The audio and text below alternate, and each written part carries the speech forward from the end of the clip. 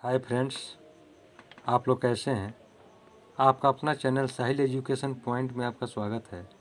आज हम लोग बात करते हैं क्लास 10th का हिंदी। इसका 5वां चैप्टर है नागरी लिपि। इसका ऑब्जेक्टिव क्वेश्चन हम लोग आज इसको पढ़ते हैं।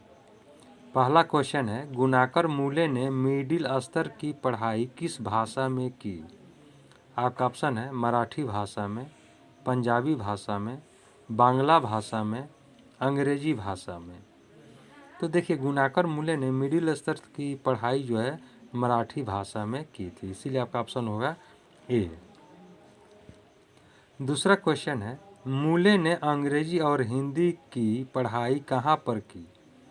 आपका ऑप्शन है दिल्ली में, जौनपुर में, वर्धा में, इलाहाबाद में। तो देखिए, मूले ने अंग्रेजी और हिंदी की पढ़ाई वर्धा में की थी, इसीलिए आपका ऑप्शन है सी।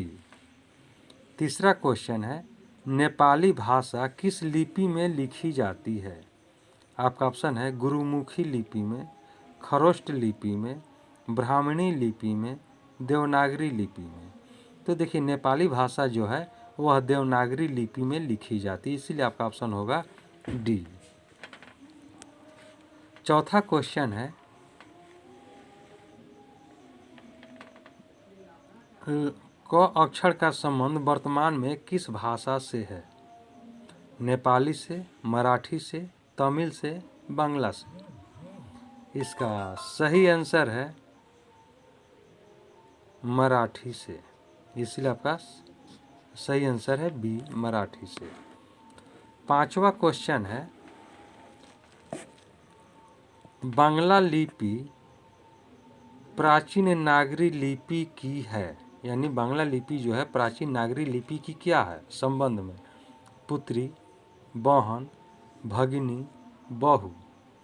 तो देखिए, बांग्ला लिपि को प्राचीन नागरी लिपि की बहन माना जाता है, इसलिए आपका आंसर होगा बी, बहन कहा जाता है।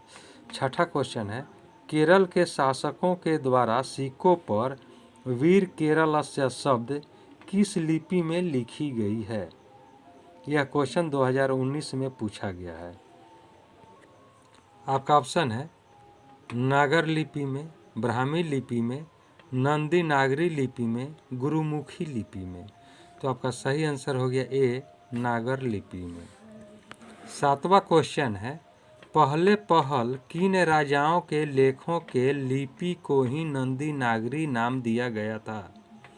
आपका ऑप्शन है देवगिरी के राजाओं का, विजयनगर के राजाओं का, राष्ट्रकूट के राजाओं का, चोल राजाओं का। तो इसका सही आंसर है बी, विजयनगर के राजाओं का।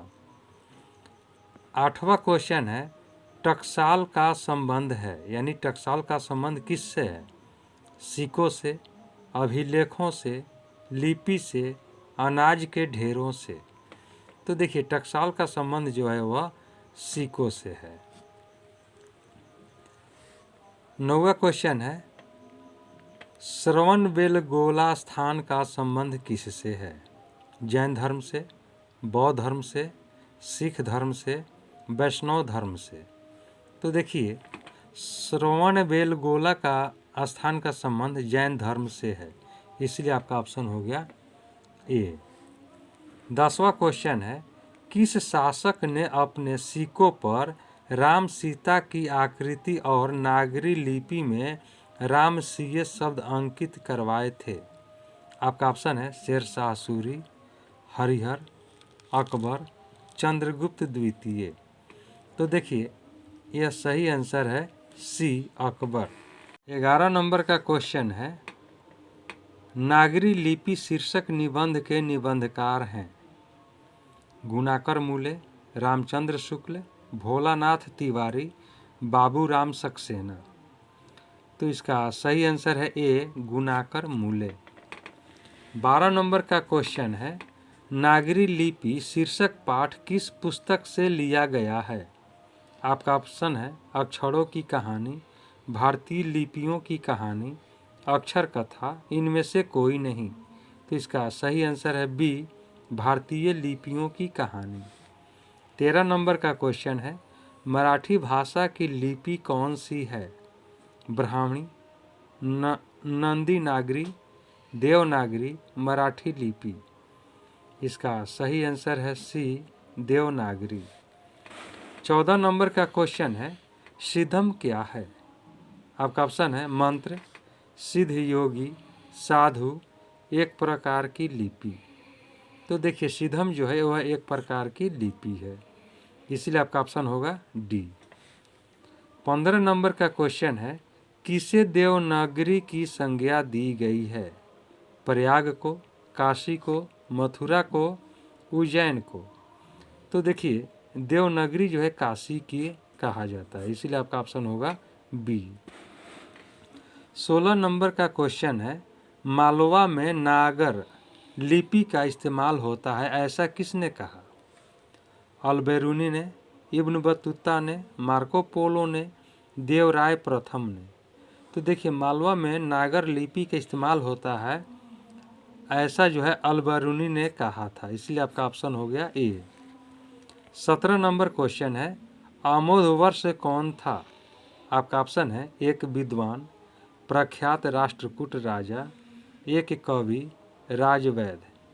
देखिए आमोदवर्ष जो है प्रख्यात राष्ट्रकूट राजा थे, इसीलिए आपका ऑप्शन बी सही है। 18 नंबर का क्वेश्चन है, मिहिर भोज की ग्वालियर प्रशस्ति किस भाषा में है? आपका ऑप्शन है प्राकृत, अपभ्रंश, संस्कृत, हिंदी। तो इसका सही आंसर है सी, संस्कृत। 19 नंबर का क्वेश्चन है, बेतमा कहाँ है? इंदौर के पास, इलाहाबाद के पास, पुणे के पास, पटना के पास। तो देखिए बेतमा जो है वह इंदौर के पास है, इसीलिए आपका ऑप्शन ए होगा। 20वां नंबर क्वेश्चन है, ईसा की 14वीं-15वीं सदी के विजयनगर के शासकों ने अपने लेखों की लिपि को कहा है, यानी क्या कहा है? आपका ऑप्शन है नंदी नागरी लिपि, देवनागरी लिपि, गुजराती, ब्राह्मणी। तो इसका सही आंसर है ए, नंदी नागरी लिपि, और यह क्वेश्चन 2019 में पूछा गया है। दोस्तों यह वीडियो आपको कैसा लगा? वीडियो को लाइक करें, शेयर करें, चैनल पर नए हैं तो चैनल को सब्सक्राइब करें, बेल आइकन का बटन दबा दें जिससे कि वीडियो सबसे पहले आप तक पहुंच सके। अब हम लोग अगले वीडियो में मिलते हैं, तब तक के लिए जय हिंद, जय भारत।